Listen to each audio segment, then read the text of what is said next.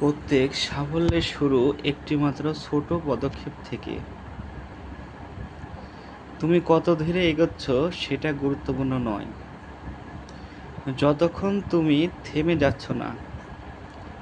জীবন তোমাকে পরীক্ষা নেবে, মানুষ তোমার উপর সন্দেহ করবে, এমনকি কখনো তুমি নিজেকেও সন্দেহ করবে। ঠিক তখনই তোমার ভিতরের শক্তিটা সবচেয়ে বেশি বেড়ে যাবে।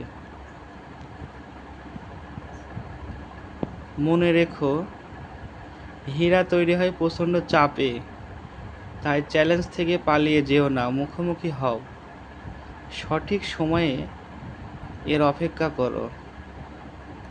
এই মুহূর্তকে সঠিক করে তোলো কাজের মাধ্যমে।